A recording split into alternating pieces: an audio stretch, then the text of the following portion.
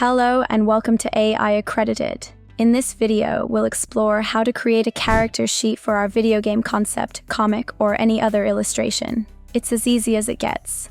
To do so, let's use Midjourney's Discord interface and run a prompt like the following. Character sheet for a Viking warrior in different poses and angles, including front view, side view, and back view.